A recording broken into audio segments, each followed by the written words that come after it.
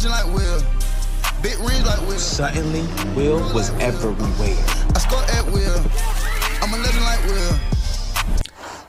Well, the MLB is back, and,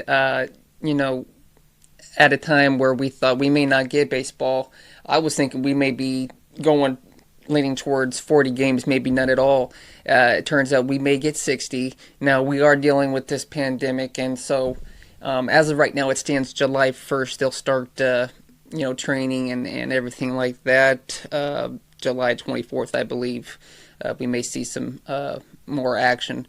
And, but the main thing is baseball, professional baseball here in America is not going to go without a season.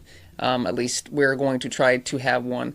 And, I think where the players were it was just they were fighting to get as much pay as they could. As it stands right now, they stand to make about 37%. There being 60 games in the regular season. So you talk about some of the highest paid players who make around 30-something million. Well, now you're talking about 14 million, and that's just the highest. But it may be that all sports we see take a hit, eventually. I know baseball may be different because the prorated pay, I'm not sure how it's all going to work for everybody. But athletes definitely taking a big hit here. Baseball definitely more than anybody. Why? They made the most money anyway. I think, they play more games. 60 isn't definitely what they're close to. I believe basketball plays 80-something. MLB, they're closer to 160 or something like that. So definitely not where they're used to playing. The NFL plays 17 weeks, 16 games total.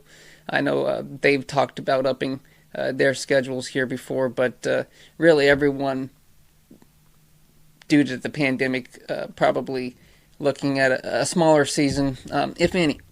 But having a deal done and having the MLB out there and in a time where we need sports, it's nice. And I'm watching a little bit more of sports, and this whole pandemic's made me more well-rounded. It's hard to get your football fix, and so my sport fix has become the main thing, and becoming a follower of all sports here recently, and trying to learn a little bit more about each one. And when it comes to the NASCAR and the situation with Bubba Wallace, it was definitely an unfortunate one that he felt that was a Noose there, and that someone had done a hate crime towards him. It was great to see everyone stand together, of course, and say we would not accept this kind of behavior. But then for it to all come out as to it was all some kind of misunderstanding, I guess it's good that no one intentionally did this if that's completely true and this was all a misunderstanding. And, that would be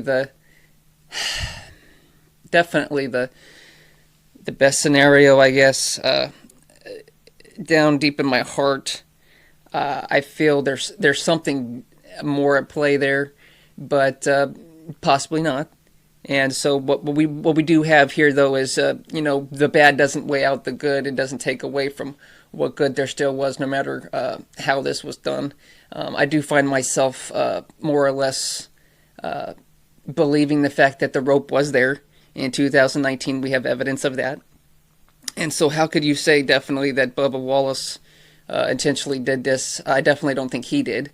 I think he was scared more than anything. And, people will have their own opinions. This is mine.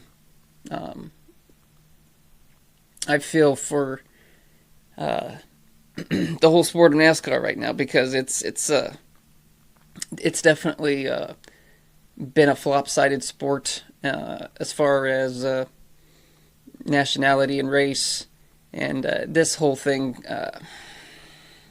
maybe it brought some viewers in. I know it brought me in a little bit, definitely with the pandemic, and then now this, and to see them all stand together. But then to hear that this was,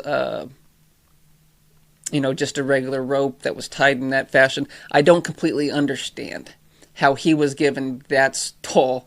Again, it could have been just a coincidence, but also I don't understand, was his the only one that was tied in this manner? And if it was, what a coincidence. I would still be scared. Again, you can't blame this on Bubba in my mind. Someone convinced me otherwise. I definitely, it's a head scratcher. Not something, I guess, that everyone wants to linger on and wants to, move on from, and we will. But at the end of the day, I think everyone, and the FBI, though they say that it wasn't a hate crime, they haven't completely closed their investigation. So it is an ongoing thing, and if they find anything more on it, then they do. If not, and this is what we're told, then this is what we're told, and this is what we're left with. But at the end of the day, it was a good, you take the good with the bad, and if there was any bad at all in this. So sometimes